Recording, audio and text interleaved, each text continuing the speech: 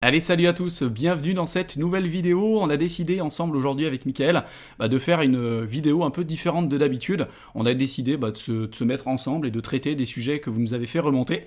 Et vous nous direz d'ailleurs si ça vous intéresse, qu'on fasse plus de vidéos comme ça, spontanées. C'est pas forcément des sujets qu'on a préparés en amont, hein. On a décidé d'en faire de plus en plus comme ça, que ça fasse un discours un peu plus naturel. Et là, dans cette vidéo, on voulait traiter d'une réponse dans un sujet en fait que vous avez sans doute vous aussi vécu de votre côté. Avec l'envolée des cryptos là, ces derniers temps, on a beaucoup plus de personnes qui commencent à s'y intéresser, on a d'autres qui sont complètement sortis du bois depuis 2017 et qui commencent de nouveau à réinvestir. Et on a de plus en plus de remarques, en tout cas de notre côté, des personnes qui nous disent « Ah, t'as eu de la chance d'investir sur du Bitcoin quand ça valait 3000, t'as eu de la chance d'investir quand ça valait très peu d'argent, aujourd'hui il vaut bien plus que ça. » Donc en effet, hein, si t'as réussi ou si t'as pu investir tôt, c'est en effet que t'as eu de la chance. Donc nous, en tout cas, on n'est pas du tout d'accord avec ce constat et cette vision, et on voulait la partager avec vous, parce que je pense que c'est peut-être votre cas. Si vous avez investi relativement tôt, que vous êtes bien placé au niveau de vos positions, et depuis le temps qu'on fait des vidéos aujourd'hui sur la chaîne, si vous avez écouté un minimum ce qu'on avait présenté, vous seriez bien placé quand même, quoi. Exactement, depuis le début, ouais. Et donc là, voilà, dans cette vidéo, on voulait tout simplement, avec Mickaël, donner notre ressenti là-dessus, et puis notre retour d'expérience à ce propos. Donc toi déjà, Mickaël, est-ce que t'es d'accord avec ça quand t'as des personnes qui viennent te voir et qui te disent t'as eu de la chance, déjà est-ce que ça t'arrive aujourd'hui et est-ce que t'es d'accord avec ça, quoi? Oui, alors aujourd'hui effectivement ça m'arrive qu'on vienne me voir en me disant t'as eu de la chance de pouvoir investir quand le Bitcoin il valait quelques centaines d'euros, quelques milliers d'euros, et en fait je leur réponds non, c'est pas de la chance, j'ai analysé le projet, c'est quelque chose qui me passionnait, c'est quelque chose qui m'intéresse, et tous les projets sur lesquels j'ai investi, c'est des projets en lesquels je crois et que je compte garder plusieurs années parce que c'est des projets qui ont un vrai fondamental et qui apportent vraiment une vraie valeur. Et l'objectif, c'est pas d'aller investir sur le nouveau coin qui sort parce qu'il vient de sortir. Et les gens, ils oublient, c'est un petit peu la loterie. Ils pensent qu'en allant acheter le nouveau coin qui sort, ils vont avoir une chance sur 50 d'avoir un bon projet. Mais concrètement, ça marche pas comme ça. Et je pense que Thibaut, t'investis pas non plus de cette manière-là. Non, nous ce qu'on dit tout le temps depuis le début, et c'est vraiment notre cheval de bataille un peu dans tout ce qu'on fait, c'est au lieu de dire aux personnes investis dans tel ou tel projet et tu vas être riche, même si au fond on sait que les gens ils viennent là pour gagner de l'argent. Oui, on est tous là sur le marché pour gagner de l'argent, il faut être honnête. Hein. C'est pas une mauvaise chose en soi, mais à un moment donné il faut faire les choses correctement, et nous au lieu de dire aux personnes t'investis dans tel ou tel projet parce que ça n'a aucune valeur concrètement, et on préfère mieux apprendre aux personnes les critères qu'il faut sélectionner, comment sélectionner un projet, comment analyser un projet. Oui, et chacun a son affinité aussi. Exactement. Il y a des projets qui vont t'intéresser, il y a des projets qui vont m'intéresser. Exactement. Mais après, un projet qui a un bon fondamental, concrètement, en général, il a de la valeur. Après, sur le long terme, du moins, son projet a de la valeur. Après, peut-être pas le coin, mais en tout cas, le projet. Voilà, il faut faire attention à ce qu'on fait, il faut analyser correctement les projets. Et moi, je pense que c'est dans la dynamique, en tout cas, dans laquelle on essaye de s'inscrire depuis le départ, quoi.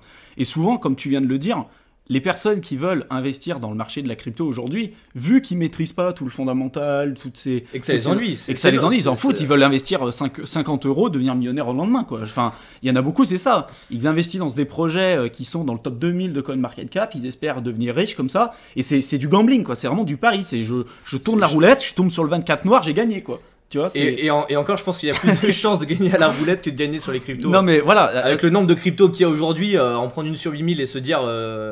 je vais bien tomber, non, c'est juste pas possible en fait.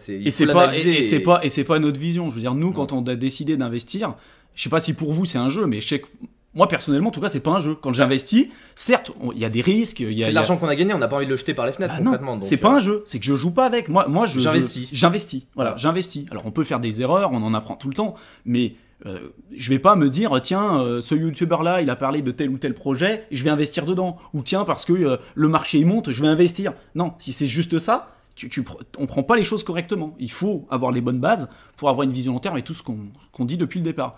Donc pour en revenir quand même au sujet de la vidéo qui est celui de t'as eu de la chance. Ouais. Donc pour toi, est-ce que en effet c'est vraiment quelque chose où tu te dis il y a de la chance, ou il y a un côté en fait, cette chance, un peu, je l'ai provoquée, quoi. Je veux dire, quand personne en parlait, moi j'étais là, j'ai investi, et voilà, j'ai pris mon risque aussi. C'est de la connaissance et de la stratégie. Il y a pas de hasard en fait. On a analysé les projets en profondeur. On s'est dit, celui-là on l'aime, celui-là on l'aime pas, celui-là on croit, et celui-là on sait qu'il va fonctionner parce que l'équipe derrière elle est sérieuse, parce qu'il y a tout un tas de critères qui ont été validés. Et celui-là, il répond à aucun des éléments basiques en fait. Donc, des éléments factuels qu'on peut analyser. Et donc il y a moins de chances. Alors on ne dit pas qu'il ne peut pas éclater, mais la probabilité fait que les projets qui ont un fort fondamental sont en général meilleurs quand même que les autres. Mais après, tu Et vois, donc- il y a le côté aussi, les personnes qui vont te dire, ouais, mais t'as eu de la chance, par exemple, on va pas se leurrer. Quelqu'un qui a acheté, qui était pas du tout dans le côté un peu tech, tu vois, technologie, qui a décidé d'investir dans le BTC quand il valait 1 $, bon, bah, je pense pas que cette personne, en effet, est retenue, ou en tout cas est détenue son BTC jusqu'à aujourd'hui. En fait, souvent, ce qu'on a en tête, c'est, ah bah ouais, mais si j'avais acheté le BTC quand ça valait 1 $, aujourd'hui, je serais multimillionnaire. Ouais, mais la plupart, quand ils ont vu monter à 4, 5, 10 dollars, ils l'ont revendu. Ils l'ont revendu. Ils ont repris leur gain. Il y en a très peu qui ont finalement gardé en plus sur cette période d'années-là, sur le nombre d'années pour attendre aujourd'hui et se dire bah, je vais le revendre. Et je pense que les personnes qui ont fait ça depuis 10 ans, ils vont pas le vendre aujourd'hui. Ils vont encore le garder pendant un certain temps et ils le revendront quand ils auront estimé que ça aura atteint sa vraie valeur.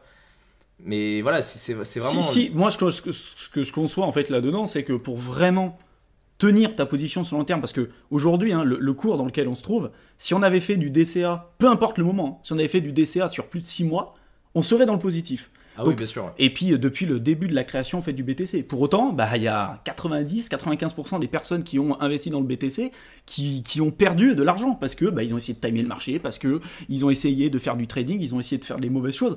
Et pour les personnes qui ont aujourd'hui une vision long terme et qui ont réussi à se placer tôt et garder ces positions-là sur le long terme, bah, c'est des personnes qui ont compris pour moi le fondamental, qui ont compris dans quoi elles investissaient et que...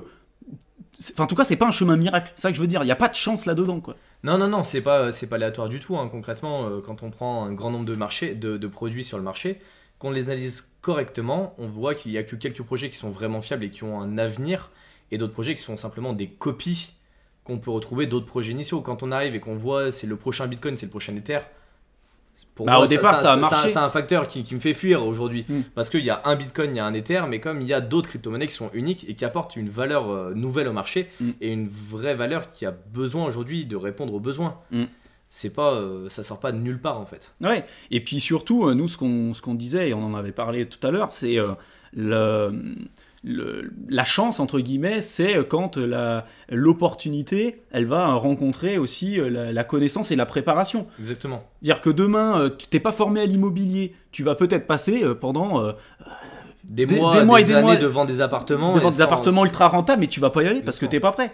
Nous, on a fait des erreurs aussi. On va pas dire qu'on est des professionnels ou quoi que ce soit. On a fait tout un tas d'erreurs. On continuera d'en faire. Mais ce qui nous a permis d'investir au moment où on se sentait capable de le faire, c'est parce que bah, justement, on était prêt aussi cette opportunité. On s'était bien formé et à partir du moment où on s'est bien formé, on a vu les opportunités. Tous les jours, on en avait sous les yeux, mais on n'était pas capable de les saisir, on n'était pas capable de les identifier et surtout de trouver la bonne opportunité et voir la mauvaise opportunité qui est à côté. Exactement. Les youtubeurs, ils mettent en avant tout et n'importe quoi en fonction de la qualité du service qu'ils veulent offrir, comme sur les réseaux sociaux, comme de partout.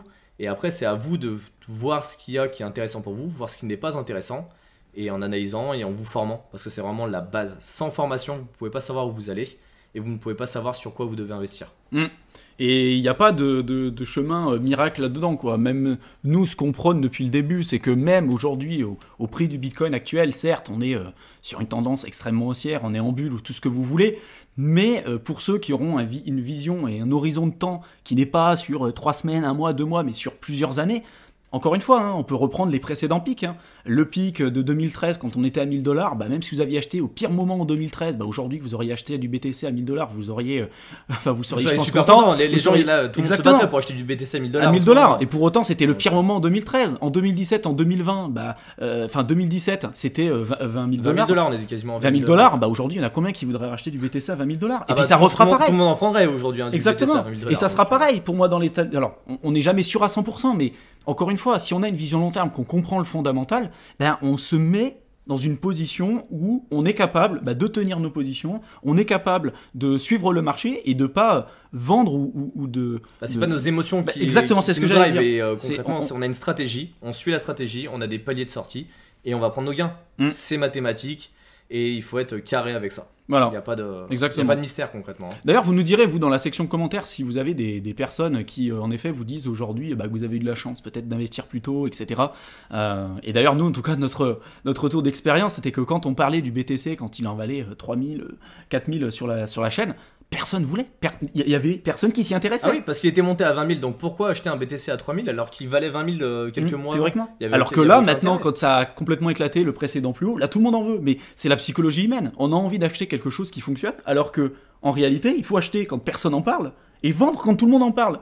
Mais C'est à ce moment-là on fait les meilleurs profits. en tout cas. exactement, c'est Mais- comme ça qu'il faut faire. Il faut acheter bas et vendre haut. Et souvent, les personnes, ce qu'elles font, c'est qu'elles vont acheter haut parce que tout le monde en parle, parce que tout le monde dit le BTC 1 million, etc. C'est magique, c'est la C'est meilleure magique, valeur, c'est bon et tout. Et alors qu'en fait, ça serait l'inverse. Mais malheureusement, ça va se reproduire. On le sait que on aura beau faire toute la communication qu'on veut, c'est ce qui va se repasser. Hein. Et j'ai envie de dire, bah, ça fera des gagnants et des perdants comme à chaque marché, Oui, hein, dans tous les cas. Exactement. Bah, de toute façon, les perdants font les gagnants de l'autre côté. Mm. Donc Exactement. c'est les principes de base.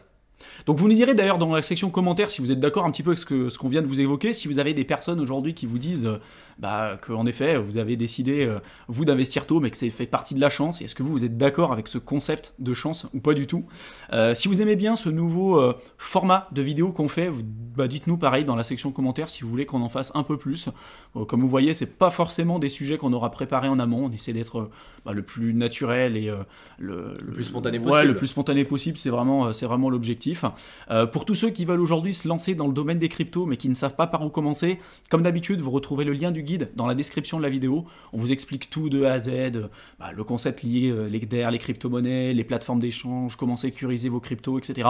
Donc n'hésitez pas à le télécharger le guide, à mon avis, ça vous fera gagner beaucoup de temps.